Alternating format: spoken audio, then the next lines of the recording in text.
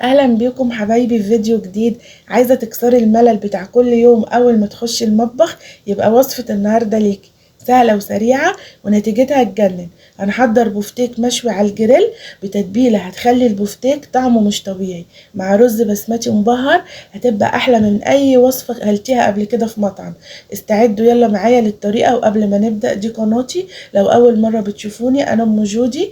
يسعدني ويشرفني الاشتراك في القناة وتفعيل زر الجرس على الكل عشان يوصلكم كل جديد، ويا ريت تدعموني بلايك ومشاركة للفيديو عشان الكل يستفيد. يلا بينا نسمي الله ونبدأ وصفتنا. معايا نص كيلو بفتيك بنجيبه من عند الجزار ونقول له قطعه لنا كده حلو تقطيعة رقيقة، هو بيقطعه وبيدقه عنده. هتيجي بقى هنا في البيت هتقومي بقى متبلاه بالتتبيله الجميله دي. هنجيب بولة هنقوم نازلين فيها بمعلقة صغيرة ملح، معلقة صغيرة فلفل اسود، ومعلقة صغيرة من السبع بهارات، وكمان معلقة صغيرة من بهارات الفراخ، وتوم باودر وبصل باودر وبهارات لحمة وبهارات مشكلة، ومعلقة صغيرة برضو من البابريكا، ومعلقة صغيرة من الزعتر. كل البهارات دي بالمعلقة بتاعت التوابل الصغيرة اللي انتوا شايفينها دي، علشان ما تفكروش ان كمية التوابل هتبقى كتيرة. لا بالعكس خالص، التتبيلة دي جميلة جدا وخفيفة. وكمان حطينا معلقة صغيرة من الزعتر الجاف اللي هو الاوريجانو، وحطيت كمان معلقتين كبار خل. نزلت بمعلقة وقلبت التتبيلة لقيتها كده متماسكة، قمت مليناها بمعلقة كمان. يبقى كده الإجمالي بتاع الخل معلقتين كبار من الخل. الخل بيخلي الأنسجة بتاعت اللحمة دايبة وجميلة ساعة التسوية. خلاص هنقوم نازلين بقى بالبفتيك في قلب التتبيلة دي ونقلبها كويس. التتبيلة دي يا جماعة بجد جميلة جدا، ولو عندك عزومة ولا فرح ولا أي مناسبة وعايزة تعملي بفتيك، بجد اعمليه بالطريقة دي. هيشرفك بجد قدام اي حد اكل من ايدك الطريقه والطبخه دي كلها.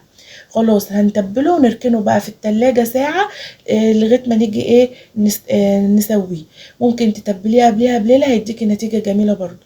الرز معايا بقى البسمتي، معايا 3 كوبايات رز هغسلهم وهنقعهم في مية عادي من الحنفية ربع ساعة. بعد ما الربع ساعة عدت هنيجي بقى نقوم جايبين حلة بتاعتنا، نازلين فيها بمعلقتين 3 كبار كده من الزيت ومعلقة سمنة، اي مادة دهنية انتي حباها. اول ما المادة الدهنية تسخن هنقوم بقى مصفيين الرز في قلب المصفى. وطبعا في الوقت ده ما بندعكش الرز بايدينا عشان ما يتكسرش. هنقوم نازلين بالرز في قلب الحلة ونشوحه. اول ما تحس ان الرز خلاص سخن معاكي، هتقومي بقى نازلة معاكي بمعلقة صغيرة ملح ومعلقة كبيرة من بهارات الكبسة. هتقولي لي طب انا ما عنديش بهارات كبسة يا ام جودي.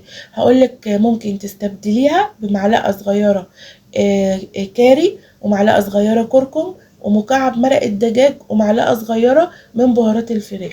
هتديكي نفس النتيجة بتاعت التتبيلة اللي هي بتاعت الكبسة. انا ما بحطش على الرز اكتر من معلقة البهارات دي، بتديله طعم جميل. هنيجي بقى نزوده ميه بتاعتنا. معايا ميه سخنه، لكل كوبايه رز هنزل عليها يعني كوبايه ونص ميه عشان احنا نقعين الرز. لو مش نقعين الرز لكل كوبايه كوبايتين ميه. انا زودت 5 معالق 5 كوبايات اسفه، لان انا ما كانش معايا ال3 كوبايات مليانين. 5 كوبايات دول كانوا كفايه جدا، واستوى الرز وما زودتلوش ميه تاني. اول ما الرز يغلي معانا ويتشرب الميه هنوطي عليه شمعه ونسيبه بقى يتشرب براحته. هنيجي للخطوة اللي بعد كده، وهي تسوية بقى البفتيك. النهاردة هنسويه بطريقة جميلة جدا، من غير بقى ولا نشويه ويتحرق مننا ولا فرن ولا اي حاجة. هنشويه على عين البوتاجاز من فوق، وهيطلع معاكي في منتهى الجمال. نزلت ب3 معالق كبار كده في الوok او الجريل، يكون كده جريل مانع للالتصاق، ومعلقة صغيرة توم. التوم بيطعم البفتيك كمان تطعيمة زيادة عن التوابل اللي احنا حاطينه فيها. اول ما التومه تلاقيها بقى معاك اصفرت تقومي نازله بقى بشرايح البفتيك. النار بتكون عاليه علشان خاطر يقفل المسام بتاعته ما ينزلش اي سوائل، وتيجي تاكليه كده تلاقيه بقى زي الكاوتشه. لا احنا عايزينه يفضل محتفظ بالعصاره اللي فيه، يفضل طري وجوسي وجميل معاكي. النار تكون عالية، ياخد صدمة من اليمة دي وياخد صدمة من اليمة التانية، وفي الوقت ده ممكن ساعتها توطي النار. قلبته على اليمة التانية هياخد برضو صدمة على نار عالية. هتقولي لي يا ام جودي طب في الوقت ده انت البفتيك هيستوي زي ما انت بتقولي كده بالتشويحه دي هقولك والله هيستوي، لان احنا مقطعين البفتيك شرايح رقيقه ومتبلينه تتبيله جميله، الانسجه بتاعته تشربتها ودابت معانا. هنيجي نسويه هتلاقيه يستوي معاكي وهيبقى جميل، بدليل ان احنا لما بنقليه في البيض والبقسماط بيبقى عليه كفر وبيستوي، ما بالك دلوقتي هو معلهوش كفر وبيتعرض للنار على طول، هيستوي اكيد وهيبقى جميل.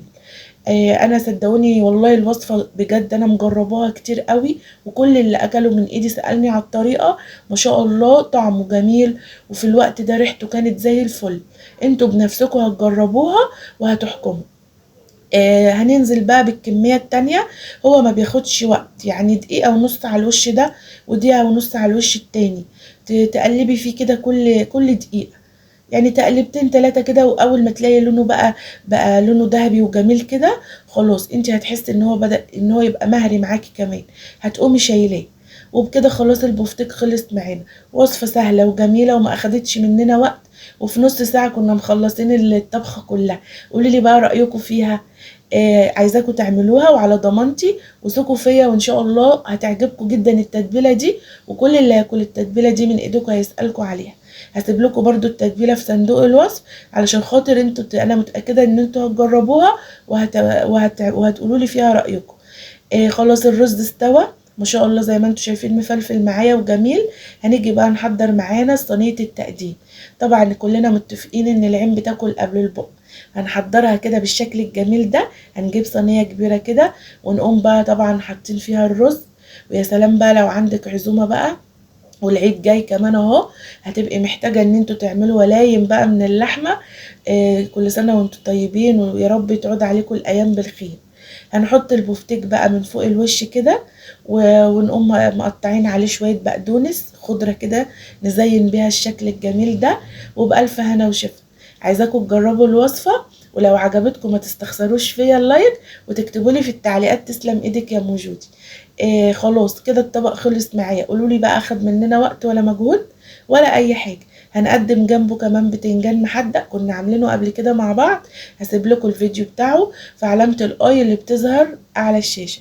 اتمنى الوصفه يا رب تكون كده عجبتكم، وتكتبوا لي فيها رايكم. هستنى تعليقاتكم الجميله، واعملي يلا منشن لصاحبتك او اختك اللي بتحب المطبخ، ومشاركه للفيديو كمان مع اصحابكم علشان الكل يستفيد. واديكوا شايفين اهو ما شاء الله الصينيه شكلها بيتكلم عن نفسه. البفتيك مستوي معايا وده يدوب، شايفين اهو النساير بتتقطع لوحدها. بجد جميل جميل وحاجه تشرف كده، وبجد كل اللي هياكله من ايدك هيعجبه جدا. جربي بس بالطريقه دي، ولو عايزه تسالي على اي حاجه اكتبي لي في التعليقات وانا هرد عليكم. البفتيك ما شاء الله طعمه جميل والتتبيله فيه تحفه. عايزاكم تجربوها وتقولوا لي فيها رايكم. وديكوا شايفين الرز مفلفل وجميل ما شاء الله، والبتنجان كمان طعمه تحفه. اتمنى الوصفه النهارده تكون عجبتكم ونالت رضاكم.